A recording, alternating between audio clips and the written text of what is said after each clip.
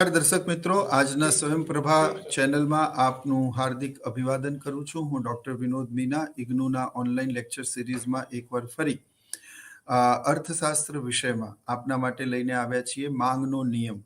મિત્રો, આ પહેલા આપણે અર્થશાસ્ત્રનો પરિચય ભણ્યા.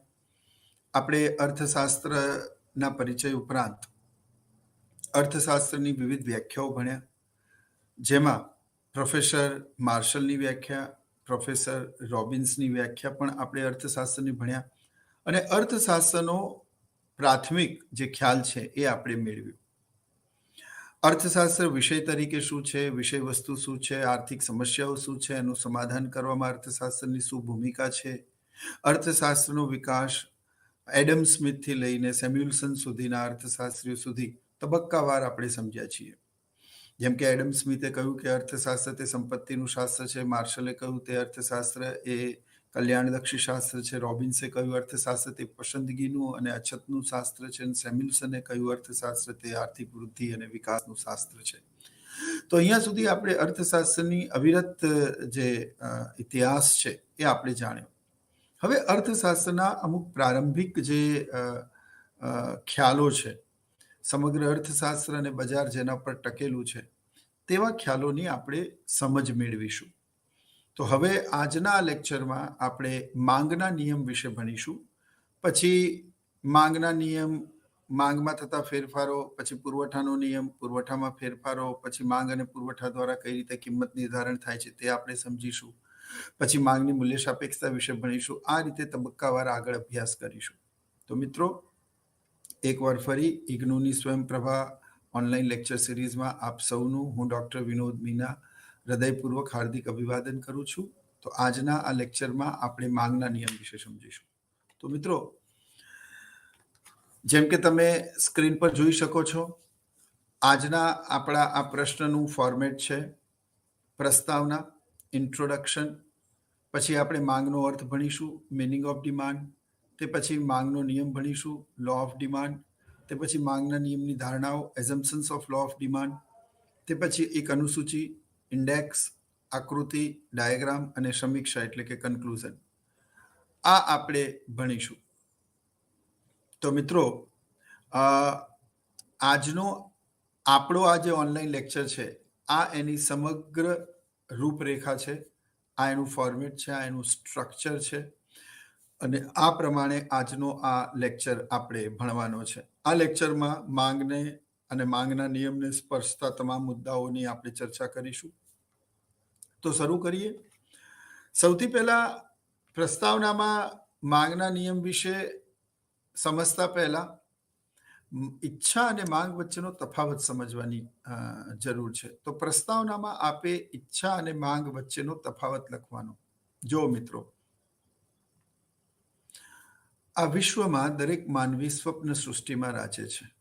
દરેક માનવીના પોતાના અમુક સ્વપ્ન હોય છે અને every person is dreaming in this world and always trying to satisfy his or her wants.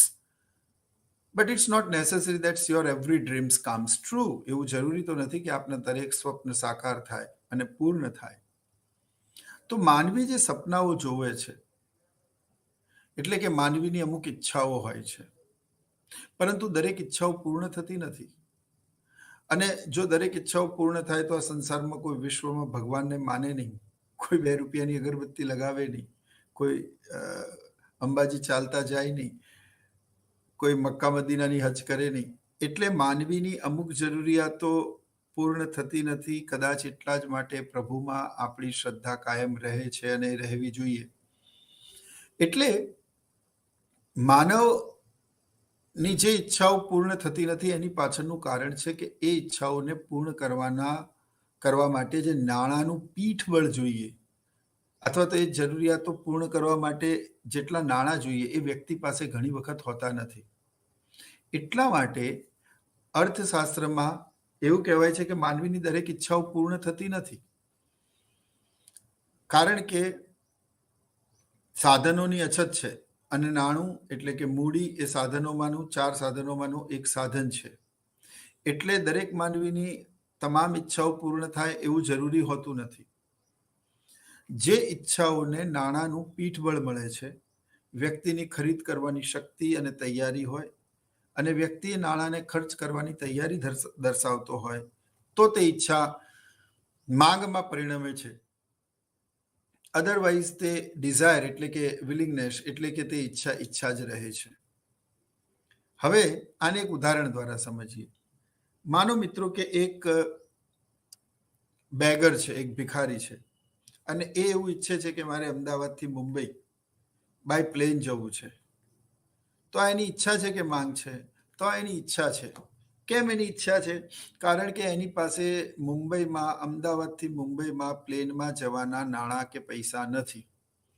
એટલે એક પરિસ્થિતિ તો એ થઈ કે વ્યક્તિ પાસે પોતાની ઈચ્છાને પૂર્ણ કરવા માટેના નાણાંનો અભાવ હોવો. બરાબર.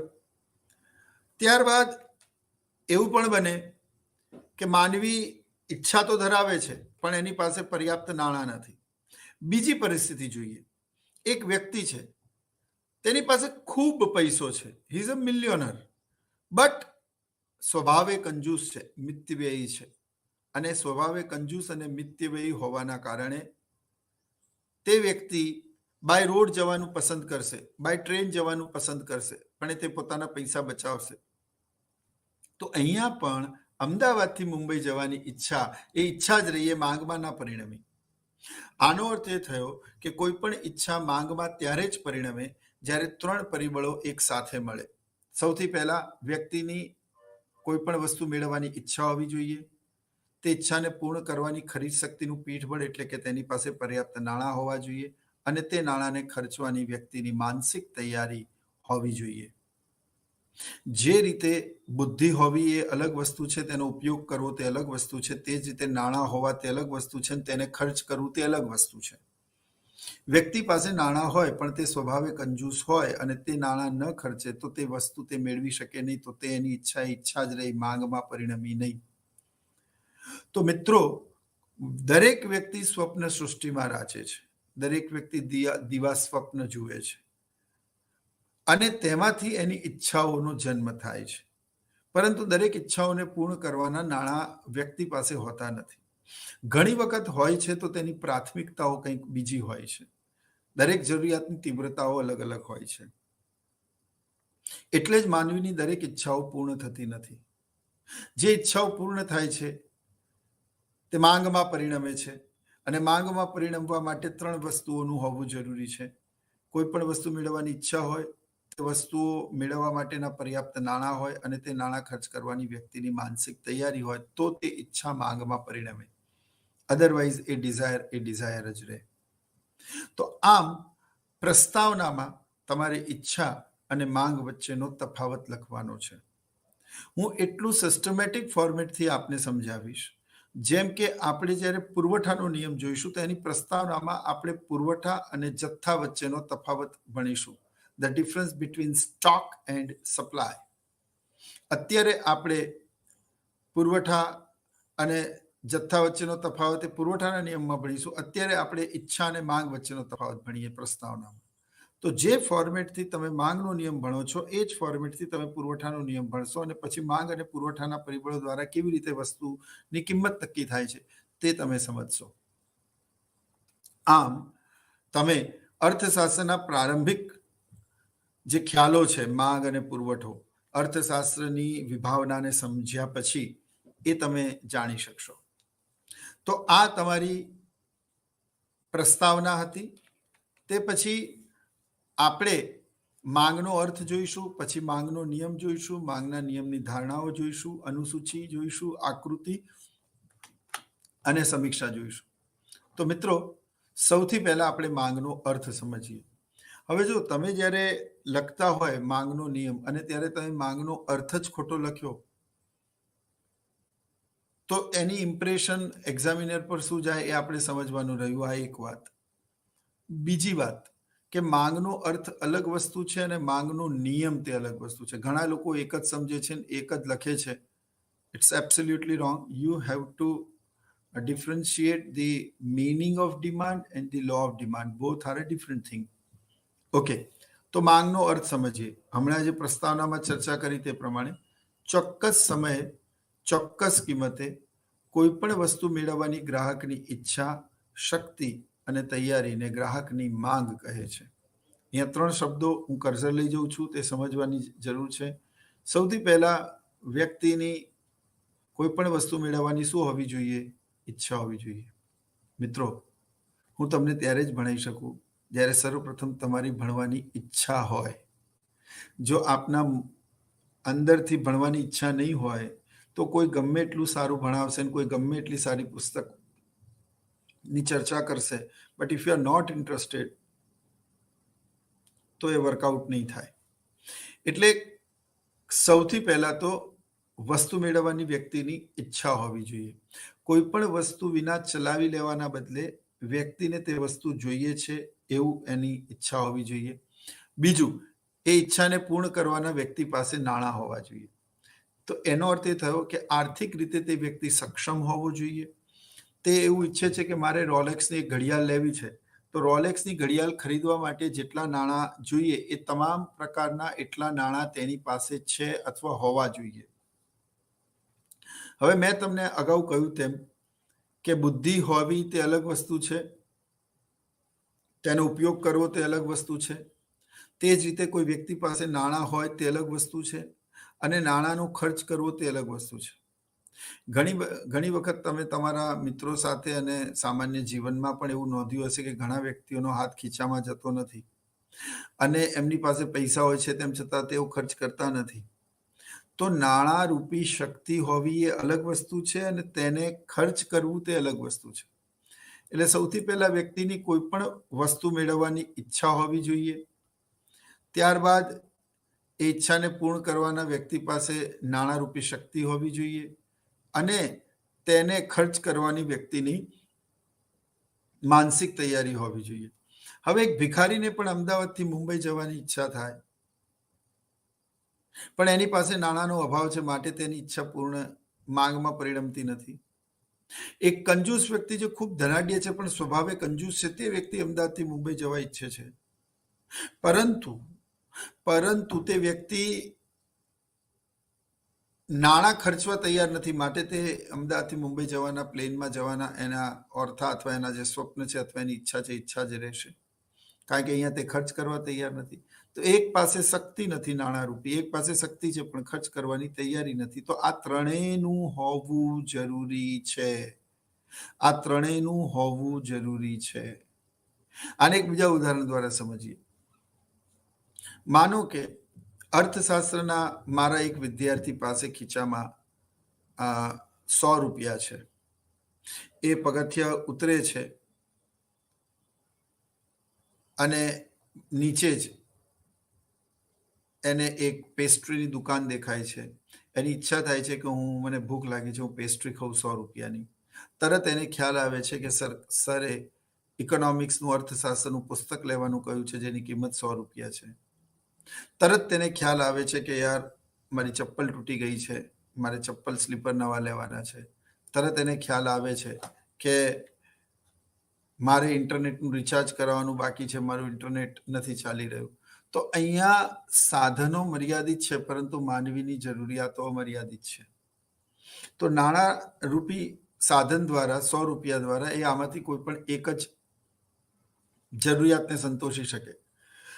માની લો કે વિદ્યાર્થી તરીકે 100 રૂપિયાનું પુસ્તક ખરીદે છે, તો પેસ્ટ્રી ખાવાની ઈચ્છા કે ચપ્પલ લાવવાની ઈચ્છા કે રિચાર્જ કરાવવાની ઈચ્છા તો ઈચ્છા જ રહી ને. પેસ્ટ્રીની દુકાન એ માંગમાં પરિણમી, એની ઈચ્છા થાય છે કે મને ભૂખ. તો સૌથી પહેલા કોઈ પણ વસ્તુ મેળવવાની તમારી ઈચ્છા ખ્યાલ આવે છે કે સર ઈચ્છાને પૂર્ણ કરવાના તમારી પાસે નાણાં હોવાનું પુસ્તક અને નાણાંને ખર્ચ કરવાની તમારી તૈયારી હોવી જોઈએ. ઘણી વખત નાણાંરૂપી શક્તિ હોતી નથી, ઘણી વખત શક્તિ હોય છે પણ એ અપૂરતી હોય છે. ઘણી વખત બીજી જરૂરિયાતો એટલી મહત્વની હોય છે કે પહેલા એને સંતોષવી પડે છે, કારણ કે દરેક જરૂરિયાતની તીવ્રતા અલગ અલગ હોય છે. આમ વ્યક્તિ પોતાના મર્યાદિત સાધન એવા નાણાં દ્વારા પોતાની જે ઈચ્છાને પૂર્ણ કરવાની સંપૂર્ણ તૈયારી દર્શાવે અને નાણાં ખર્ચ કરે તો તે ઈચ્છા માંગમાં પરિણમે છે. અધરવાઇઝ તે માંગ જ, તે ઈચ્છા એ ઈચ્છા જ રહે છે, માંગ બનતી નથી. તો એકવાર ફરી આપણે સમજીએ. આઈ હોપ કે તમને આટલા ઉદાહરણ દ્વારા ખ્યાલ આવી ગયો હશે કે ઈચ્છા અને શક્તિ બંનેનું હોવું જરૂરી છે. તો ચોક્કસ સમયે ચોક્કસ કિંમતે કોઈ પણ વસ્તુ મેળવવાની ગ્રાહકની ઈચ્છા, શક્તિ અને તૈયારીને ગ્રાહકની માંગ કહે છે. At a particular time, at a particular price, the willingness, purchasing power and the ready to pay of the consumer is known as demand. તો આ માંગની વ્યાખ્યા થઈ. હવે આપણે માંગનો નિયમ જોઈશું. તો મિત્રો, માંગના નિયમમાં ઘણા લોકો ભૂલ કરે છે અને એવું લખે છે કે કિંમત વધતા માંગ ઘટે છે, કિંમત ઘટતા માંગ વધે છે. પણ હકીકતમાં પ્રોફેસર માર્શલે જ્યારે માંગનો નિયમ આપ્યો ત્યારે તેમણે છે ને કોન્ટ્રેક્શન અને એક્સટેન્શન એવા શબ્દો અંગ્રેજીમાં વાપર્યા છે અને તેનું ગુજરાતી થાય છે વિસ્તરણ અને સંકોચન. તો અહીંયા એવું થાય કે અન્ય પરિબળો યથાવત રહેતા જો વસ્તુની કિંમત વધે તો માંગનું સંકોચન થાય છે અને વસ્તુની કિંમત ઘટે તો માંગનું વિસ્તરણ થાય છે. આમ કિંમત અને માંગ વચ્ચે વ્યસ્ત સંબંધ છે. ઘણા લોકો શું લખે છે ઉતાળમાં, અન્ય પરિબળો યથાવત રહેતા વસ્તુની કિંમત વધે તો માંગનું સંકોચન થાય છે, વસ્તુની કિંમત ઘટે તો માંગનું વિસ્તરણ થાય છે. આમ માંગ અને કિંમત વચ્ચે વ્યસ્ત સંબંધ છે. Mind well, it's absolutely wrong. માંગ અને કિંમત વચ્ચે તો સીધો સંબંધ છે. કિંમત અને માંગ વચ્ચે વ્યસ્ત સંબંધ છે. મિત્રો, આપણે સ્ટેટિસ્ટિક્સ ભણીએ છીએ અને આંકડાશાસ્ત્રમાં પાછળના પદને આગળ ને આગળના પદને પાછળ લઈ જવામાં આવે તો પ્લસનું માઇનસ અને માઇનસનું પ્લસ થતું હોય છે. એ જ રીતે કિંમત અને માંગ વચ્ચે વ્યસ્ત સંબંધ છે, પણ માંગ અને કિંમત વચ્ચે સીધો સંબંધ છે. જેમ કે આ એક ઘડિયાળ છે અને ઘડિયાળની કિંમત વધશે તો ગ્રાહકને તે વસ્તુ મોંઘી લાગશે અને તેને તે વસ્તુ મોંઘી લાગશે માટે તે એના ઓછા એકમો ખરીદશે. તો કિંમત વધે તો માંગ ઘટે. આ સામાન્ય માંગનો નિયમ છે. બરાબર? પણ હવે તમે આને સમજો કે માંગ અને કિંમત વચ્ચે સીધો સંબંધ છે. આ ઘડિયાળની માંગ ખૂબ વધી જાય, ખૂબ લોકો લાઈનમાં ઉભા રહે, ઓનલાઈન બુકિંગ કરાવતા હોય, તેમ છતાં પણ એમને આ વોચ ના મળતી હોય તો કંપની શું કરશે? કંપનીને જ્યારે ખબર છે કે મારી આ વસ્તુની બજારમાં ખૂબ જ મોટા પાયા પર માંગ છે તો કંપની આ ઘડિયાળની કિંમત વધારશે. એટલે માંગ વધી તો કિંમત પણ વધી, તો બંને એક જ દિશાના ફેરફાર, તો સંબંધ સીધો થઈ ગયો. એટલે આ ભૂલ ક્યારેય નહીં કરવાની. સંબંધ આપણે કિંમત અને માંગ વચ્ચે ભણી રહ્યા છીએ. એકવાર ફરી, અન્ય પરિબળો યથાવત રહેતા વસ્તુની કિંમત વધે તો માંગનું સંકોચન થાય છે અને વસ્તુની કિંમત ઘટે તો માંગનું વિસ્તરણ થાય છે. આમ કિંમત અને માંગ વચ્ચે વ્યસ્ત સંબંધ છે. હવે અર્થશાસ્ત્રના બહુ બેઝિક થંબ રૂલમાંથી એક રૂલ. કેવી રીતે નક્કી કરશો કે સંબંધ સીધો છે કે વ્યસ્ત છે? પહેલા તો આપણે એ સમજીએ. તો મિત્રો, જ્યારે વિપરીત દિશામાં ફેરફાર હોય, એક પરિબળ વધે, એક ઘટે, બીજું વધે, આમ વિપરીત દિશામાં ફેરફાર હોય તો સંબંધ વ્યસ્ત કહેવાય. જો બે જ પરિબળો હોય છે, કિંમત અને માંગ, કિંમત અને પુરવઠો, બરાબર, ખર્ચ અને માંગ, આવક અને માંગ, બચત અને મૂડીરોકાણ. હવે એક પરિબળ ઊભી ધરી પર હોય અને એક પરિબળ આડી ધરી પર હોય, એક OY ધરી પર હોય, એક OX ધરી પર હોય. હવે તમારે નક્કી કરવાનું કે આ બે પરિબળો વચ્ચે સંબંધ કેવો છે. હવે જે કહું છું ધ્યાનથી સમજજો. જો બંને પરિબળો વચ્ચે વ્યસ્ત સંબંધ હોય તો રેખાનો ઢાળ ઋણ આવે. ઋણ ઢાળ એટલે ઉપરથી નીચે તરફ, ડાબેથી જમણે તરફ, એને ઋણ ઢાળ કહેવાય. ફરી એકવાર કહું, જો એક પરિબળ વધે અને બીજું ઘટે, એક ઘટે અને બીજું વધે તો સંબંધ વ્યસ્ત થાય. જ્યારે એક વધે તો બીજું પણ વધે ને એક ઘટે તો બીજું પણ ઘટે ત્યારે સંબંધ સીધો કહેવાય. અને હંમેશા યાદ રાખો, સંસાર, સૃષ્ટિ, વિશ્વ, દુનિયાની કોઈ પણ વ્યાખ્યા અર્થશાસ્ત્રમાં જો બે પરિબળો વચ્ચે વ્યસ્ત સંબંધ હોય તો રેખાનો ઢાળ ઋણ આવે અને બે પરિબળો વચ્ચે સીધો સંબંધ હોય તો રેખાનો ઢાળ ધન આવે. એટલે સૌથી પહેલા આપણે બે પરિબળો વચ્ચેનો સંબંધ નક્કી કરવાનો. એટલે કિંમત વધે તો ગ્રાહકને તે વસ્તુ મોંઘી લાગે માટે તે ઓછી ખરીદે, તો કિંમત વધે તો માંગ ઘટે. પણ વ્યાખ્યામાં ઘટે શબ્દ નહીં લખવાનો. વ્યાખ્યામાં તમારે લખવાનું કે કિંમત વધે તો માંગનું સંકોચન થાય, કિંમત ઘટે તો માંગનું વિસ્તરણ થાય. આમ કિંમત અને માંગ વચ્ચે વ્યસ્ત સંબંધ છે. માઇન્ડ વેલ, કિંમત અને માંગ વચ્ચે વ્યસ્ત સંબંધ છે. એ જ રીતે કિંમત ઘટે તો માંગનું વિસ્તરણ થાય. કિંમત ઘટે તો ગ્રાહકને તે વસ્તુ સસ્તી લાગે, એટલે પહેલા કરતા વધારે એકમો ખરીદે. આમ કિંમત વધે છે તો માંગ ઘટે છે, કિંમત ઘટે છે તો માંગ વધે છે. તો આમ કિંમત અને માંગ વચ્ચે વ્યસ્ત સંબંધ હોવાથી માંગ રેખા ઋણ ઢાળ ધરાવે છે. આકૃતિ શરૂ થતા પહેલા મેં આપને સમજાવી દીધું. એકવાર ફરી સમજીએ. જ્યારે બે પરિબળો વચ્ચે વ્યસ્ત સંબંધ હોય તો રેખાનો ઢાળ હંમેશા ઋણ આવે. હવે બે પરિબળો વચ્ચે વ્યસ્ત સંબંધ કેવી રીતે છે, નક્કી કેવી રીતે કરવાનું? તો એક પરિબળ વધે ત્યારે બીજું ઘટે, એક ઘટે તો બીજું વધે, તો તેને શું કહેવાય? તો તેને વ્યસ્ત સંબંધ કહેવાય.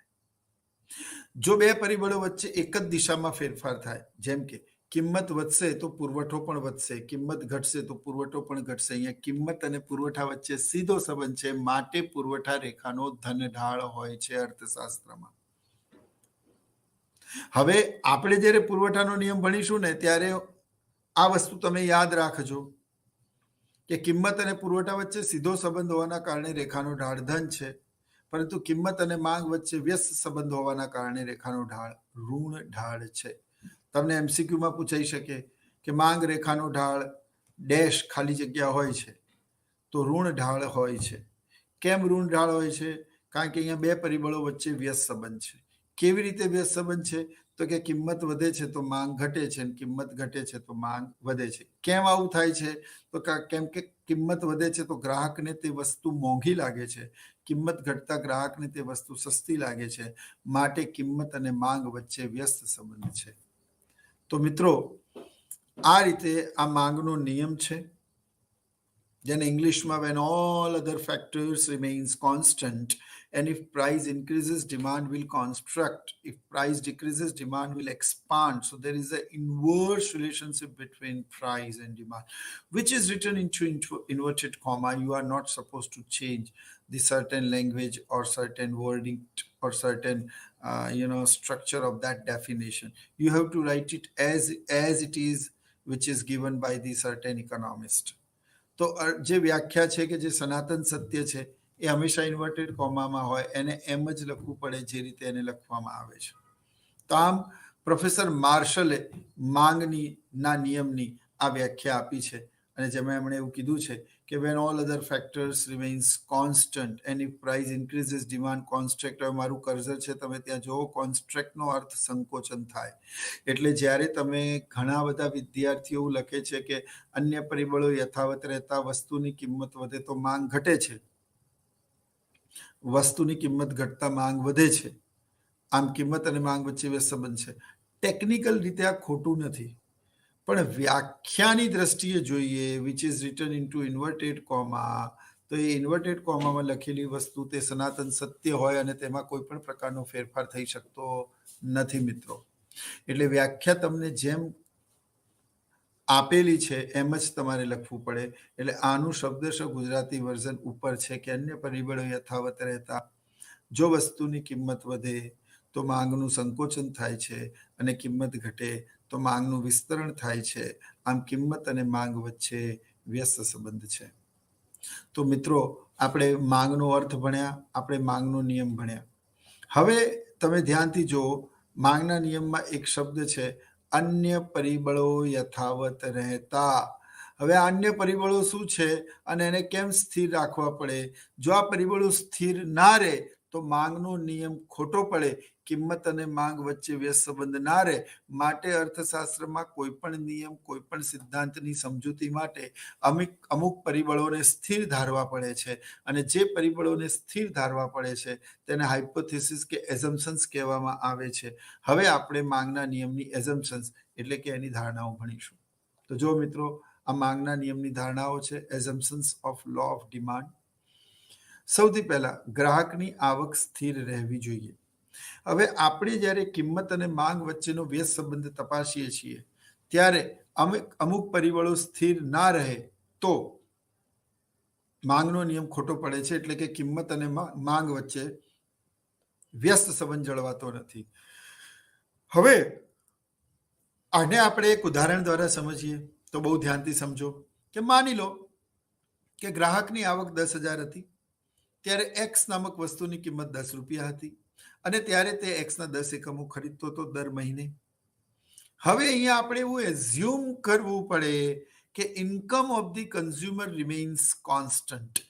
જો ગ્રાહકની આવક સ્થિર રહે અને તે વસ્તુની કિંમત 10 રૂપિયાથી વધીને 12 રૂપિયા, 13 રૂપિયા કે 15 રૂપિયા થાય, તો અહીંયા કિંમત વધશે તો ગ્રાહકની વાસ્તવિક આવક અને નાણાકીય આવક એની એ જ છે, માટે અહીંયા કિંમત વધશે તો ગ્રાહકને તે વસ્તુઓ ઓછી લાગશે.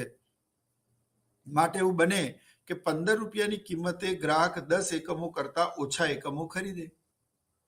તો અહીંયા કિંમત વધી તો ગ્રાહકને તે વસ્તુ મોંઘી લાગી, એ તેને મોંઘી લાગશે ત્યારે તે ઓછી ખરીદશે. પરંતુ જો ગ્રાહકની આવક પણ કિંમતના સાથે વધે અને ગ્રાહકની આવકનો વધારો વસ્તુની કિંમતમાં થયેલા વધારા કરતા વિશેષ હોય, એટલે કે વસ્તુની કિંમતમાં 20% એટલે 10 થી વધીને તે 12 રૂપિયા થાય, પરંતુ વ્યક્તિની આવક 10,000 થી વધીને 20,000 થઈ જાય અથવા 10,000 થી વધીને તે 30,000 થઈ જાય, તો અહીંયા 100, 200, 300 ગણો વધારો થઈ ગયો. એટલે કિંમતનો વધારો આવકનો વધારો કિંમતના વધારા કરતા વિશેષ હોય, ત્યારે અહીંયા કિંમત વધવા છતાં પણ ગ્રાહકને તે વસ્તુ શું લાગશે? સસ્તી લાગશે. તો અહીંયા કિંમત વધવા છતાં પણ ગ્રાહક તે વસ્તુના વધારે એકમો ખરીદશે. તો અહીંયા તો કિંમત અને માંગ વચ્ચે બે સીધો સંબંધ થઈ ગયો. ખરેખર કિંમત અને માંગ વચ્ચે બે સંબંધ હોવો જોઈએ. એટલા માટે આપણે એવું ધારવું પડે છે કે કિંમત અને માંગ વચ્ચે બે સંબંધ રાખવા માટે આપણે એવું ધારવું પડે છે કે ગ્રાહકની આવક સ્થિર રહેવી જોઈએ. જો ગ્રાહકની આવક સ્થિર ના રહે તો માંગનો નિયમ, એમાં કિંમત અને માંગ વચ્ચેનો વ્યસ્ત સંબંધ જળવાતો નથી. એટલે આપણે ભણી ગયા તેમ સૌથી પહેલા ગ્રાહકની આવક કેવી રહેવી જોઈએ?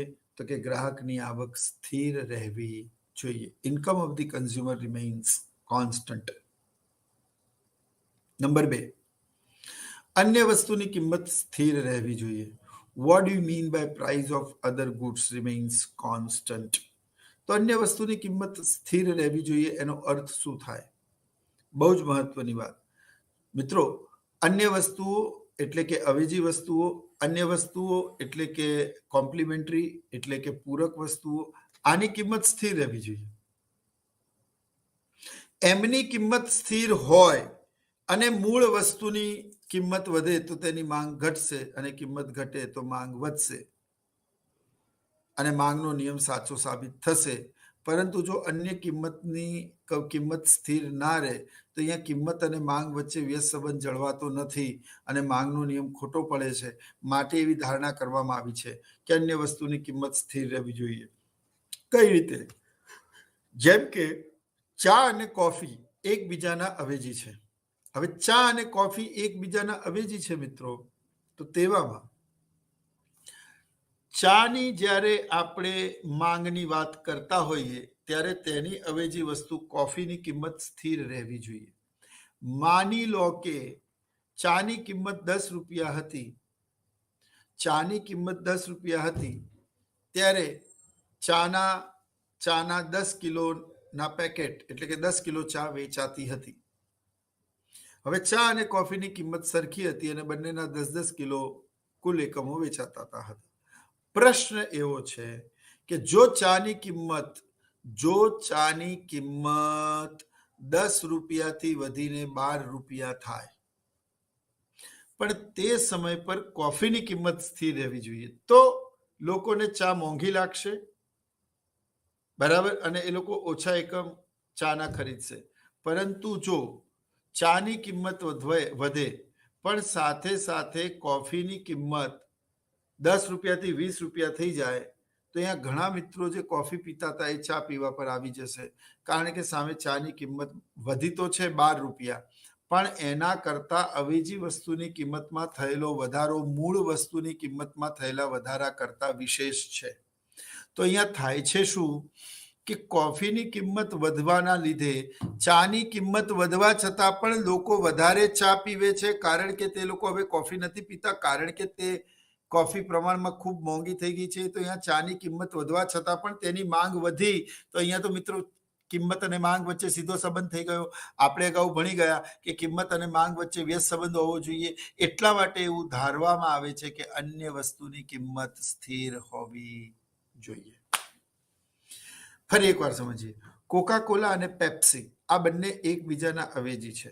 હવે જ્યારે આપણે પેપ્સીની કિંમત અને માંગ અથવા તો માંગનો નિયમ પેપ્સીના સંદર્ભમાં તપાસતા હોઈએ ત્યારે આપણે એવું ધારવું પડે કે કોકા કોલાની કિંમત સ્થિર રહેવી જોઈએ. હવે આ બંને એકબીજાના ખૂબ નજીકના અવેજી છે અને માની લો કે પેપ્સીની કિંમત પણ 10 રૂપિયા હતી અને કોકા કોલાની કિંમત પણ 10 રૂપિયા હતી. કુલ 200 ગ્રાહકો હતા, એમાં 100 ગ્રાહકો પેપ્સી પીતા હતા અને 100 ગ્રાહકો કોકા કોલા પીતા હતા. હવે માની લો કે પેપ્સીની કિંમત 10 રૂપિયાથી વધીને 12 રૂપિયા થાય કે 13 રૂપિયા થાય, પણ સામે કોકા કોલાની કિંમત વધીને 25 રૂપિયા થઈ જાય, તો અહીંયા ગ્રાહકોને એવું લાગે કે યાર કોકા કોલા પીવા કરતાં પેપ્સી પીવું વધારે હિતાવહ છે. બંનેના ટેસ્ટમાં બહુ ઝાઝો ફરક તો છે નહીં, તો આપણે 3 જણા 2 પેપ્સી 2 કોકા કોલા 2 પેપ્સી વધારે પી શકીશું કોકા કોલાની કિંમત ચૂકવવા કરતાં. તો અહીંયા પેપ્સીની કિંમત 10 રૂપિયાથી 13 રૂપિયા થઈ, કિંમત વધી, પણ સામે કોકા કોલાની કિંમત 10 રૂપિયાથી 25 થઈ ગઈ. તો કોકા કોલા પીનારા લોકો પણ હવે પેપ્સી પીશે. તો પેપ્સીની કિંમત વધવા છતાં પણ પેપ્સીની માંગ તો વધી ગઈ. તો અહીંયા તો કિંમત અને માંગ વચ્ચે સીધો સંબંધ થઈ ગયો. કિંમત અને માંગ વચ્ચે તો વ્યસ્ત સંબંધ રહેવો જોઈએ. એટલા માટે આ ધારણા કરવામાં આવી છે કે વસ્તુની ગુણવત્તા સ્થિર રહેવી જોઈએ. I hope you understand. I hope you all are getting what I am saying. તો અર્થશાસ્ત્રમાં બસ આ નાના નાના પરિબળો અને તેમના વચ્ચેના સંબંધોને જેમ તમે સમજતા જશો, you are able to write any damn theory or you are able to draw any damn diagram in economics, but once you just understand the relation between the two factors. એ બહુ જ મહત્વનું છે. એટલે વસ્તુની કિંમત સ્થિર રહેવી જોઈએ. અન્ય વસ્તુ, એમાં અવેજી વસ્તુ અને પૂરક વસ્તુ મેં તમને 2 ઉદાહરણ દ્વારા સમજાવ્યું. તે પછી વસ્તુની ગુણવત્તા સ્થિર રહેવી જોઈએ. મિત્રો, માની લો કે આ એક પેન છે અને આ પેનની કિંમત માની લો કે 50 રૂપિયા છે. 50 રૂપિયામાં આ પેનના દર મહિને 500 એકમો વેચાય છે, 500 યુનિટ વેચાય છે. હવે માની લો કે કંપની આની કિંમત વધારી દે. માની લો કે આની કિંમત 200 રૂપિયા છે. હવે કિંમત આની વધારીને જો કંપની 300 રૂપિયા કરશે, તો આવી પેન વાપરનારા ઘણા બધા લોકોને હવે આ પેન બહુ મોંઘી લાગશે, તો બની શકે બીજી પ્રોડક્ટ ઉપર ડાયવર્ટ થાય, એ આ પેન ના ખરીદે. Are you getting what I am saying? But હું એવું કહું કે આ પેન જે છે એની ગુણવત્તા સ્થિર રહેવી જોઈએ. માનો કે આ પેનની અંદર કંપની એવા ફીચર એડ કરી દે, આ પેનની અંદર એક કેમેરો આપી દે, આ પેનની અંદર ક્યારે પણ ન ખતમ થનાર એવી કોઈક અથવા વધારે ચાલનારી કોઈ ઇંક આપી દે, અથવા એના નોબને વધારે સેન્સિટિવ અને વધારે ઇફેક્ટિવ બનાવી દે, એવું કંઈક કંપની કરે અને 100 રૂપિયા વધારે માંગે, તો તમને જ્યારે અહીંયા સ્પાય કેમેરો આપવામાં આવે તો કોઈ પણ વ્યક્તિ રાજી એના 100 રૂપિયા વધારે આપવા તૈયાર થશે, કારણ કે સામે એને ક્વોલિટી પણ વધારે શ્રેષ્ઠ મળી રહી છે. એટલે કિંમત વધવા છતાં પણ માંગ વધે એવું બને કે અમિતાભ બચ્ચન કે સલમાન ખાન કે અક્ષય કુમાર સૌથી વધારે પૈસા લેતા હોય, તેમ છતાં પણ સૌથી વધારે ફિલ્મો એમની આવે. કોમેડી નાઇટ્સ વિથ કપિલમાં તે સૌથી વધારે ફીસ લે છે, તેમ છતાં પણ નોબડી ઇઝીલી કેન રિપ્લેસ હિમ. એટલે એ થશે જ. એટલે કે ગ્રાહકની ગુણવત્તા સ્થિર રહેવી જોઈએ. જો ગુણવત્તા સ્થિર ના રહે તો માંગનો નિયમ જળવાતો નથી. એટલે વસ્તુની ગુણવત્તા સુધરે તો ઊંચી કિંમત આપીને પણ તે વસ્તુ ખરીદનારા લોકો હોય છે, they consider quality of the goods, not price of the goods. એટલે હંમેશા એવું ધ્યાન રાખવું પડે કે વસ્તુની ગુણવત્તા સ્થિર રહેવી જોઈએ. અને જો ગુણવત્તા સ્થિર ના રહે તો માંગનો નિયમમાં કિંમત અને માંગ વચ્ચે વ્યસ્ત સંબંધ સાબિત કરી શકાતો નથી. તે પછી ગ્રાહકની રુચિ, ટેવ, ફેશન સ્થિર હોવા જોઈએ. Unfortunately you know live classes નથી, અથવા તો અનફોર્ચ્યુનેટલી હાઇબ્રિડ ક્લાસીસ નથી, નહીતર તો હું તમને પ્રશ્ન પૂછતો અને તમે જવાબ આપતા ને ઇન્ટરેક્ટ થતું, ખરેખર બહુ મજા આવતી. તો મિત્રો, ગ્રાહકની રુચિ, ટેવ, ફેશન સ્થિર રહેવા જોઈએ. રુચિ એટલે શું? ટેવ એટલે શું? ફેશન એટલે શું? તો રુચિ એટલે કોઈ પણ વસ્તુ પ્રત્યેની આપણો ગમો અણગમો, આપણી પસંદ નાપસંદ. જેમ કે સમવન લાઇક્સ બ્લેક કલર, તો એ શર્ટ કે કોઈ ટોપ ખરીદવા જશે તો બ્લેક કલરનું, કાળા કલરનું ટોપ વધારે ખરીદશે, કારણ કે ગ્રાહકને તેમાં રુચિ છે. બીજું ટેવ. ટેવ પણ અહીંયા અસર કરે છે. હવે ગ્રાહકની રુચિ છે, તેને તે વસ્તુ પસંદ છે અને તેની કોઈ કિંમત વધારે પણ માંગશે તો ગ્રાહક તેને આપી દેવા તૈયાર થઈ જશે. માટે ગ્રાહકની રુચિ, ટેવ, ફેશન સ્થિર રહેવી જોઈએ તેવું ધારવામાં આવ્યું છે. જેમ કે બીજો મુદ્દો છે ટેવ. તો ઘણાને તમાકુ ખાવાની ટેવ હોય. લીકર, ઘણા લોકોને ઓછી ખબર છે કે દારૂને ઇંગ્લિશમાં લીકર કહેવાય. તમે એવું જ કહો છો વિસ્કી, વાઇન, બટ એ તો લીકરના પ્રકારો છે. લીકર એટલે શરાબ, એટલે કે દારૂ. હવે કોઈકને દારૂની લત લાગેલી હોય મિત્રો, તો અહીંયા શું થાય કે દારૂની કિંમત વધારવાથી શું દારૂ બંધ થઈ જશે? નહીં, પીનારા તો પીરશે જ. તમે લોકડાઉનમાં કેટલી લાંબી લાંબી લાઈનો તમે જોઈ હતી ઠેકાની બહાર. મંદિર કરતાં પણ વધારે લાઈન લોકો શરાબના ઠેકાની બહાર લગાવતા હતા. હવે જે વ્યક્તિને ટેવ છે, ડ્રગ્સનો એડિક્ટેડ છે, તે વ્યક્તિને કિંમત વધારી આપીને પણ વસ્તુ મેળવવી છે, તો અહીંયા કિંમત અને માંગ વચ્ચે સીધો સંબંધ થઈ ગયો. તમે એટલા માટે ખરીદો છો કારણ કે તમને તે વસ્તુ ગમી ગઈ છે. તમે એટલા માટે ખરીદો છો કે તમને તે વસ્તુ વગર ચાલે એમ નથી. પંજાબમાં અને ભારતના ઘણા બધા રાજ્યોમાં હવે યુવાઓ એ ડ્રગ્સ તરફ ડાયવર્ટ થઈ રહ્યા છે અને આ બહુ ચિંતાજનક વાત છે. એટલે વન્સ એ લોકો ટાર્ગેટ કરે કે ભાઈ કોઈ છોકરાનું ઘરબાર સારું છે, ગુડ ફેમિલીથી છે, એટલે શરૂઆતમાં એને ફ્રીમાં આપે, પછી એને એનો નશો થવા લાગે અને ત્યારે તે વારે ઘડી એનાથી ઘરમાંથી ઘરેણા અને પૈસા મંગાવવામાં આવે અને પછી એક સમય એવો પણ આવે કે ખતમ થઈ જાય. ત્યારે તે વ્યક્તિ કોઈ પણ કરીને પોતાની ડ્રગ્સની તલબને સંતોષવા માટે વ્યક્તિનું ખૂન કે કોઈ ગુનાહિત પ્રવૃત્તિમાં પણ તે સંડોવાશે. તો આમ ટેવ પણ માનવીય જરૂરિયાતને અસર કરતું મહત્વનું પરિબળ છે. પછી આવે છે, પણ એક વસ્તુ હંમેશા યાદ રાખો, જો કે હું આ વ્યક્તિગત રીતે માનું છું કે વ્યક્તિ વસ્તુ પર હાવી હોવો જોઈએ, વસ્તુ વ્યક્તિ ઉપર નહીં. જ્યારે વસ્તુ વ્યક્તિ ઉપર હાવી થઈ જાય છે ત્યારે તે નબળાઈ બની જાય છે. તે શું બની જાય છે? નબળાઈ બની જાય છે. અને તેનો ફાયદો કોઈ પણ વ્યક્તિ ઉઠાવી શકે છે. So be bold. You are able to go through without certain goods. 25 વર્ષ થઈ ગયા મને ચા કે કોલ્ડ ડ્રિંક્સ પીધા, એનો અર્થ એ થયો કે what it max the difference. તમારું મન મજબૂત અને મક્કમ હોવું જોઈએ. વસ્તુઓ તમારા ઉપર નહીં, પણ તમે વસ્તુઓ પર હાવી હોવા જોઈએ. જ્યારે વસ્તુઓ તમારા ઉપર હાવી થાય છે ત્યારે તે ટેવ આદતમાં પરિણમે છે. તમને એના વગર ચાલતું નથી અને તમારી આ પરિસ્થિતિનો લાભ કોઈ પણ વ્યક્તિ લઈ શકે છે. એટલે રુચિ, ટેવ, ફેશન કોને કહેવાય? ફેશનનો અર્થ થાય, જો મિત્રો, પરિવર્તન તે સંસારનો નિયમ છે. સમય સાથે બધું જ બદલાતું હોય છે. સમય સાથે માનવીય મૂલ્યો બદલાય છે. માનવીય મૂલ્યો બદલાય છે સમય સાથે, અને લોકોના ગમાને પણ બદલતા આપણે જોયા છીએ.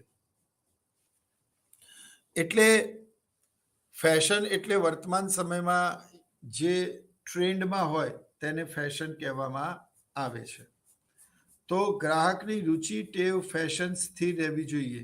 હવે જો આમાં ચેન્જ થાય અને કોઈ વસ્તુ આઉટડેટેડ થઈ જાય તો એની કિંમત ઘટવા છતાં પણ લોકો નહીં લે, કારણ કે તે હવે ફેશનમાં નથી, તે એટલું બધું એટ્રેક્ટિવ નથી, તેનાથી સામાજિક માન, મોભ, પ્રતિષ્ઠામાં બહુ ઝાઝો ફરક પડતો નથી.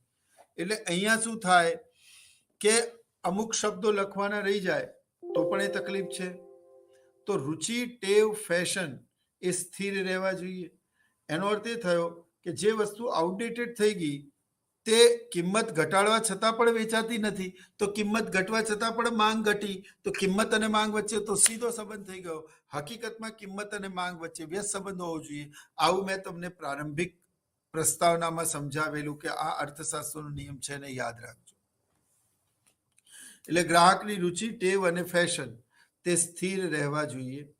બરાબર, મેં તમને રુચિ પણ સમજાવ્યું, મેં તમને ટેવ પણ સમજાવ્યું, મેં તમને ફેશન પણ સમજાવ્યું. બરાબર. તે પછી ભાવિ અટકળો સ્થિર રહેવી જોઈએ. મિત્રો, ભાવિ અટકળો એટલે શું? તો ભાવિ અટકળો એટલે કે અહીંયા અર્થશાસ્ત્રને કોઈ જ્યોતિષશાસ્ત્રથી કોઈ લેવા દેવા નથી, પણ ભાવિ અટકળોનો અર્થ એવો થાય મિત્રો કે ભાવિ અટકળો એટલે કે ભવિષ્યમાં વસ્તુઓનો ટ્રેડ માર્કેટમાં કેવો રહેશે, વસ્તુઓની કિંમત વધશે કે ઘટશે. બરાબર.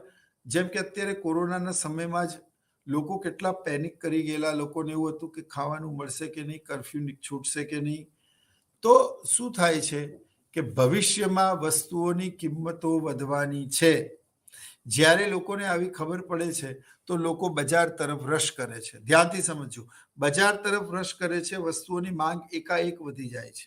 વસ્તુની કુદરતી અછત નથી, માઇન્ડ વેલ, પણ કૃત્રિમ માંગ વધવાના કારણે કુદરતી અછત ઊભી થાય છે. એટલે વ્યક્તિએ પોતાની જરૂરિયાત કરતાં વધારે સામાન ભેગું કરે છે, એમાંથી એકાએક જ વસ્તુની માંગ વધી જાય છે. માંગ વધે છે તો કિંમત વધે છે. અહીંયા સમજવાની વાત એ છે કે માંગ વધવા છતાં પણ કિંમત વધે છે, તો કિંમત અને માંગ અને કિંમત વચ્ચે તો સીધો સંબંધ થઈ ગયો. આપણે તો કિંમત અને માંગ વચ્ચે વ્યસ્ત સંબંધ સમજીએ છીએ. અહીંયા કોરોનાના કાળ દરમિયાન વસ્તુની એકદમથી અછત ઊભી થઈ અને દુકાનદારોએ તેની કિંમત વધારી, તેમ છતાં પણ આ વસ્તુ પાછળથી નહીં મળે, મારું અને મારા ઘરનું સર્વાઈવલ જોખમમાં છે, તો વ્યક્તિ અહીંયા કિંમત વધવા છતાં પણ તે વસ્તુ ખરીદે છે. તો અહીંયા કિંમત વધવા છતાં પણ વસ્તુની માંગ વધી, તો કિંમત અને માંગ વચ્ચે તો સીધો સંબંધ થઈ ગયો ને મિત્રો. એટલે આપણે એવું ધારીએ છીએ કે ગ્રાહકની ગુણવત્તા સ્થિર રહેવી જોઈએ. The quality of the goods remains constant. બરાબર, આઈ હોપ યુ અન્ડરસ્ટેન્ડ. તે પછી ભાવિ અટકળો આપણે ભણી જ ગયા કે ભાવિ અટકળો સ્થિર રહેવી જોઈએ. જો ભાવિ અટકળો સ્થિર ના રહે તો પણ માંગનો નિયમ ખોટો પડે છે. પછી તે જ રીતે આર્થિક સ્થિરતા જળવાઈ રહેવી જોઈએ. Economy remains constant. આનો અર્થ એ થયો, જો બેટા, હું હંમેશા છોકરાઓને કહું છું મારી કોલેજમાં, जो खिलता है उसका मुरझाना निश्चित है, जो जन्म लेता है उसकी मृत्यु निश्चित है, दिन के बाद रात और रात के बाद फिर सवेरा होता है, जीवन का ये नित्य क्रम सदैव चलता रहता है. જીવનમાં થતા આ ફેરફાર, આ ચેન્જીસને આપણે શું કહીએ છીએ? જીવનમાં થતા આ ચેન્જીસને, આ ફેરફારને આપણે શું કહીએ છીએ?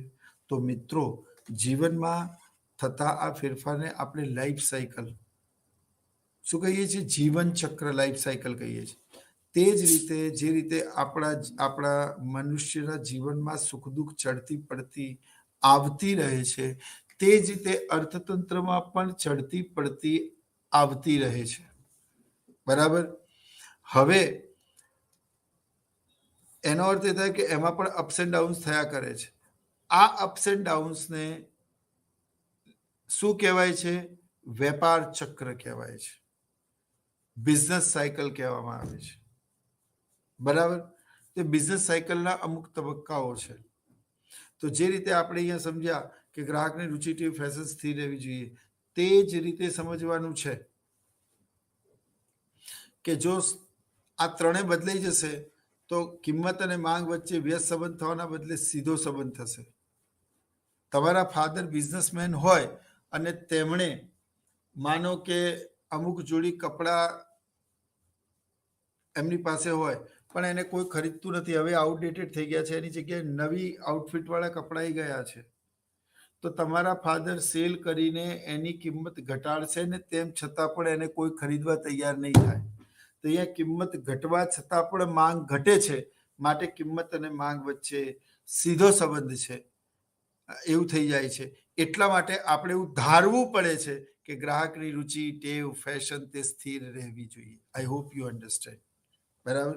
ભાવિ અટકળો સ્થિર રહેવી જોઈએ. ફ્યુચર પ્રિડિક્શન સ્થિર ના રહે તો પછી આપણે મોટી ખરીદીને હંમેશા ટાળતા હોઈએ છીએ. અને છેલ્લું, આર્થિક સ્થિરતા, જે મેં તમને કહ્યું કે economy should be remains constant, એટલે એમાં તેજી અને મંદીના વિષચક્રો ના આવવા જોઈએ, પણ ખરેખર એવું શક્ય નથી. જે રીતે મનુષ્યના જીવનમાં સુખ અને દુઃખની ઘટમાળ ચાલે છે, તે જ રીતે અર્થતંત્રમાં પણ તેજી અને મંદીની ઘટમાળ અવિરત ચાલે છે. જ્યારે તેજી હોય છે ત્યારે કિંમત વધવા છતાં પણ તે વસ્તુ વેચાય છે, અને જ્યારે મંદી હોય છે તો કિંમત ઘટાડવા છતાં પણ વસ્તુને કોઈ ખરીદનારો હોતો નથી. આમ કિંમત અને માંગ વચ્ચે સીધો સંબંધ સ્થાપિત થાય છે. એના માટે આપણે સમજીએ કે કિંમત અને માંગ વચ્ચે વ્યસ્ત સંબંધ છે. એને સમજવા તમારા માટે આટલી બધી રજૂઆત કરી. I hope you understand. તે પછી આપણે માંગના નિયમની અનુસૂચિ જોઈશું, માંગના નિયમની આકૃતિ જોઈશું અને તેની ચર્ચા કરીશું. તમે જોઈ શકો છો કે મારી ડાબી બાજુ જ્યાં હું કર્સર લઈ જઉં છું તે કિંમત છે, જે 1, 2, 3, 4માં દર્શાવેલી છે, અને આ બાજુ માંગ છે, જે 50, 40, 30, 20 અને 10માં દર્શાવેલ છે. હવે તમે સમજો છો કે 1 અને 2, આને હું A અને B એવું આપું તો 1 અને 2, બરાબર. આમાં તમે જુઓ કે કિંમત ઓછી છે અને માંગ વધારે છે. હવે અહીંયા જુઓ 4 અને 5, અહીંયા કિંમત વધારે છે અને માંગ ઓછી છે. તો અહીંયા માંગનો નિયમ સમજ્યા. 1 રૂપિયાની કિંમતે એક્સ નામક વ્યક્તિ 50 એકમની માંગ કરે છે, બી નામક વ્યક્તિ 40, સી નામક વ્યક્તિ 30, ડી નામક વ્યક્તિ 20 અને પાંચમો વ્યક્તિ હાઈએસ્ટ કિંમત 5 રૂપિયા પર તે 10 જ એકમો ખરીદે છે. આમ કિંમત અને માંગ વચ્ચે વ્યસ્ત સંબંધ છે તેવું આ અનુસૂચિ દ્વારા જ સમજી શકાય છે. એવું સરળ ડાયાગ્રામ છે. I hope you understand. હવે આ ડાયાગ્રામને સમજવા માટે આપણે એક આકૃતિની મદદ લઈએ મિત્રો. આકૃતિમાં તમે જોઈ શકો છો કે ડીડી માંગ રેખા તે ઋણ ઢાળ ધરાવે છે. ઊભી ધરી પર કિંમત અને આડી ધરી પર વસ્તુના એકમો દર્શાવેલા છે. જ્યારે કિંમત 5 રૂપિયા હતી, મારું કર્સર જાય ત્યાં જુઓ, હાઈએસ્ટ કિંમત 5 રૂપિયા હતી, ત્યારે તમે જુઓ માંગ માત્ર કિંમત 5 રૂપિયા હતી ત્યારે માંગ માત્ર 10 એકમોની જ હતી. હવે કિંમત ઘટે છે, એ 5 થી 4 આવે છે. કિંમત ઘટે તો માંગ પણ 10 થી વધીને 20 થાય. ઓર કિંમત ઘટે, બરાબર, ઓર કિંમત ઘટે તો શું થાય? કિંમત 5 થી 4, 4 થી 3, 3 થી 2, 2 થી 1 આવે. તેમ તેમ માંગ 10 થી 20, 20 થી 30, 30 થી 40 અને 40 થી 50 જતી રહે. આમ કિંમત અને માંગ વચ્ચે વ્યસ્ત સંબંધ છે, માટે રેખાનો ઢાળ ઋણ છે. તમને વારે ઘડી આ પ્રશ્ન પૂછાય છે કે રેખાનો ઢાળ ઋણ કેમ હોય છે? તો કિંમત વધતા માંગ ઘટે છે. મેં તમને શું સમજાયેલું? બે પરિબળો વચ્ચેનો તફાવત. તો કિંમત અને માંગ વચ્ચે વ્યસ્ત સંબંધ છે. જ્યારે વ્યસ્ત સંબંધ હોય ત્યારે તમારે માત્ર ને માત્ર વ્યસ્ત સંબંધ હોય ત્યારે એટલું યાદ રાખવાનું છે, આંખ બંધ કરીને પણ વસ્તુની આકૃતિ ડાબેથી જમણે, ઉપરથી નીચે તરફ આવશે ને આવશે. અને જો બંને પરિબળો વચ્ચે સીધો સંબંધ હોય તો રેખાનો ઢાળ ધન આવશે. શું આવશે? જો બંને પરિબળો વચ્ચેનો સંબંધ ડાયરેક્ટ હોય, સીધો હોય, તો રેખાનો ઢાળ ધન. ધન ઢાળ એટલે નીચેથી ઉપર, અને ઋણ ઢાળ એટલે ઉપરથી નીચે. તેમ હવે તમે આકૃતિમાં જુઓ મિત્રો કે 1 રૂપિયાની કિંમતે વસ્તુની માંગ કેટલી છે? 50 એકમની. હવે જેમ જેમ કિંમત વધતી જાય છે, તમે જુઓ 1 થી 2, 2 થી 3, 3 થી 4, 4 થી 5, જેમ જેમ કિંમત વધતી જાય છે તેમ તેમ તેની માંગ ઘટતી જાય છે. બરાબર. પહેલા એ 50 રૂપિયા ખર્ચ્યા, બીજા એકમ માટે 40 ખર્ચ્યા, ત્રીજી એકમ માટે એને 30 ખર્ચ્યા, ચોથી એકમ માટે એને 20 ખર્ચ્યા, અને પાંચમા એકમ માટે 10 ખર્ચ્યા. આ બધું જ ABCDE બિંદુઓ દ્વારા દર્શાવેલ છે. જેમ કે વસ્તુની કિંમત 1 રૂપિયો હતી ત્યારે તે 50 એકમોનું ઉત્પાદન કરતો હતો, અથવા 50 એકમની વસ્તુની માંગ કરતો હતો, જે એ બિંદુ દર્શાવે છે. હંમેશા આ જગત, સંસાર, સૃષ્ટિ, વિશ્વ, દુનિયામાં કોઈ પણ આકૃતિની સમજૂતી લખવા બેસો ને તો ફરી એકવાર થંબ રૂલ યાદ રાખો. આડી ધરી પર હંમેશા પરિણામ આવે અને ઊભી ધરી પર હંમેશા એનું પ્રેરક બળ આવે. જેમ કે કિંમત વધી તો માંગ ઘટી, એટલે કે કારણ આવે. આ બંને વચ્ચેના સંબંધને કાર્યકારણનો સંબંધ કહેવાય. કિંમત વધી તો તમે વસ્તુના ઓછા એકમો ખરીદ્યા, તો એ કિંમત અને વસ્તુની માંગ વચ્ચે બે સંબંધ છે. સંબંધ છે ને એક વધે છે તો એક ઘટે છે, બરાબર. તો કિંમત જ્યારે 1 રૂપિયો સૌથી ઓછી હોય ત્યારે અકબર પાસે કેટલી હતી? આનો અર્થ શું થાય કે કિંમત 1 રૂપિયો હતી. કિંમત જ્યારે 1 રૂપિયો હોય ત્યારે તેની માંગ સૌથી વધારે 50 એકમની હતી. હવે કિંમત જેમ જેમ વધતી જાય છે 1 થી 2, ત્યારે માંગ 50 એકમથી ઘટીને 40, કિંમત 2 થી 3 તો 40 થી ઘટીને 30, કિંમત 3 થી 4 તો માંગ 30 થી ઘટીને 20, કિંમત વધીને 4 થી 5 તો માંગ ઘટીને જ્યારે કિંમત સૌથી વધારે હાઈએસ્ટ 5 રૂપિયા હોય ત્યારે માંગ સૌથી ઓછી 10 એકમની હોય. આમ જેમ જેમ નીચેથી ઉપર તરફ જાઓ તેમ તેમ કિંમત વધતી જાય છે, અને જેમ જેમ તમે જમણેથી ડાબી તરફ ઘસો તેમ તેમ માંગ ઘટતી જાય છે. કિંમત વધતી જાય, માંગ ઘટતી જાય, એમ કિંમત અને માંગ વચ્ચે વ્યસ્ત સંબંધ છે. જો હંમેશા કોઈ પણ આકૃતિની સમજૂતી આપણે લખીએ તો હંમેશા એને આડી ધરીથી શરૂ કરવાનું. આડી ધરી પર વસ્તુની માંગ એકમમાં, ઊભી ધરી પર વસ્તુની કિંમત રૂપિયામાં દર્શાવેલ છે. જ્યારે વસ્તુની કિંમત 1 રૂપિયો સૌથી ન્યૂનતમ હતી ત્યારે તેની માંગ 50 એકમની હતી, તે દર્શાવતું બિંદુ એ છે. હવે વસ્તુની કિંમત 1 થી વધીને 2 થાય ત્યારે માંગ 50 થી ઘટીને 40 થાય, તે દર્શાવતું બિંદુ બી છે. વસ્તુની કિંમત 2 થી વધીને 3 થાય ત્યારે માંગ 40 થી ઘટીને 30 થાય, દર્શાવતું બિંદુ સી છે. વસ્તુની કિંમત 3 થી વધીને 4 થાય ત્યારે માંગ 30 થી ઘટીને 20 એકમની થાય, દર્શાવતું બિંદુ ડી છે. અને વસ્તુની કિંમત સૌથી વધારે 4 થી 5 થાય છે ત્યારે માંગ 20 થી ઘટીને 10 એકમની થાય છે, દર્શાવતું બિંદુ ઈ છે.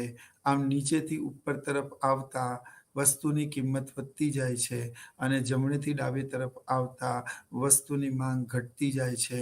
આમ કિંમત અને માંગ વચ્ચે વ્યસ્ત સંબંધ હોવાના કારણે માંગ રેખા ઋણ ઢાળ ધરાવે છે. તો મિત્રો, આ તમે જોયું કે કિંમત અને માંગ વચ્ચે વ્યસ્ત સંબંધ કેમ છે. તમે અનુસૂચિ પણ જોશો ને મિત્રો, તો તમે જોશો કે કિંમત ઓછી ન્યૂનતમ 1 તો માંગ સૌથી વધારે 50, અને કિંમત સૌથી વધારે 5 ત્યારે માંગ સૌથી ઓછી 10. આમ અનુસૂચિમાં પણ તમને માંગનો નિયમ દર્શાવાશે, અથવા તો માંગનો નિયમ અહીંયા પણ તમે સમજી શકો છો કે અન્ય પરિબળો યથાવત રહેતા વસ્તુની કિંમત વધે તો માંગનું સંકોચન થાય, વસ્તુની કિંમત ઘટતા માંગનું વિસ્તરણ થાય. આમ કિંમત અને માંગ વચ્ચે વ્યસ્ત સંબંધ છે. તો મિત્રો, અનુસૂચિ લખતી વખતે પણ તમારે ધ્યાન રાખવાનું કે કિંમત હંમેશા રૂપિયામાં લખવાની, માંગ હંમેશા એકમમાં લખવાની. અને બીજું પણ એક ખાસ ધ્યાન રાખવાનું કે 2 પરિબળો વચ્ચે જ્યારે કાર્યકારણનો સંબંધ હોય તો પરિણામ હંમેશા નીચે આવે અને કારણ હંમેશા ઉપર, એટલે કે ઊભી ધરી પર આવે. જેમ કે વરસાદ પડ્યો અને અમે પલળ્યા, તો વરસાદનું પડવું એ કારણ છે અને અમારું પલળવું એનું પરિણામ છે. તો જે કારણ છે એ ઊભી ધરી પર અને જે પરિણામ છે આડી ધરી પર. હવે એને આપણે કિંમત અને માંગના સંદર્ભમાં સમજીએ. ધ્યાનથી સમજો. કિંમત વધી, માંગ ઘટી, તો કિંમતનું વધવું તે કારણ છે, માંગનું ઘટવું તેનું પરિણામ છે. તો જે કારણ છે તે ઊભી ધરી પર આવે, જે પરિણામ છે તે આડી ધરી પર આવે. હવે મેં તમને જો ઇકોનોમિક્સના બહુ જ બેઝિક અને થંબ રૂલ સમજાવ્યા છે. નંબર 1, 2 પરિબળો વચ્ચે વ્યસ્ત સંબંધ હોય તો રેખાનો ઢાળ ઋણ આવે. તમે આ આકૃતિમાં જોઈ શકો છો કે રેખા, માંગ રેખા ઉપરથી નીચે તરફ, ડાબેથી જમણે તરફ ઋણ ઢાળ ધરાવે છે, કારણ કે કિંમત અને માંગ વચ્ચે વ્યસ્ત સંબંધ છે. બીજો પ્રશ્ન, વ્યસ્ત સંબંધ છે નક્કી કેવી રીતે કરવાનું? તો એક પરિબળ વધતું હોય અને બીજું ઘટતું હોય, એક ઘટતું હોય અને બીજું વધતું હોય. કિંમત વધે તો માંગ ઘટે, કિંમત ઘટે તો માંગ વધે. આમ બંને વચ્ચે વ્યસ્ત સંબંધ. વ્યસ્ત સંબંધ તો રેખાનો ઢાળ ઋણ આવે. આને જો બે પરિબળો વચ્ચે સીધો સંબંધ કોને કહેવાય? એક વધે તો બીજું પણ વધે, એક ઘટે તો બીજું પણ ઘટે, તો બંને વચ્ચે એક જ દિશાના ફેરફાર હોય તો સંબંધ સીધો થાય, અને સીધો સંબંધ હોય તો રેખાનો ઢાળ ધન આવે. ધન ઢાળ એટલે મિત્રો આ મારું કર્સર તમે જે જુઓ છો એ નીચેથી ઉપરની તરફ, એટલે કે આ કર્સર નીચેથી ઉપર તરફ જાય એટલે કે એ ધન ઢાળ ધરાવે. એટલે પુરવઠા રેખા ધન ઢાળની હોય, કારણ કે કિંમત અને પુરવઠા વચ્ચે સીધો સંબંધ છે, જ્યારે કિંમત અને માંગ વચ્ચે વ્યસ્ત સંબંધ છે. માટે માંગ રેખા ઋણ ઢાળ છે અને પુરવઠા રેખા ધન ઢાળ છે. તો આ અર્થશાસ્ત્રના બહુ જ બેઝિક માંથી મેં તમને સમજાવ્યું કે હંમેશા એવું યાદ રાખવું કે પહેલા બે પરિબળો વચ્ચેનો સંબંધ સમજવો. એ સંબંધ જે નક્કી થાય એ પછીથી તમે આકૃતિ દોરશો તો ક્યારે પણ તમારી ભૂલ નહીં થાય. હંમેશા યાદ રાખો મિત્રો કે સમજેલા અને આત્મસાત કરેલા જ્ઞાનનું આયુષ્ય ખૂબ જ લાંબુ હોય છે, પણ ગોખેલા જ્ઞાનનું આયુષ્ય ખૂબ જ ટૂંકું હોય છે.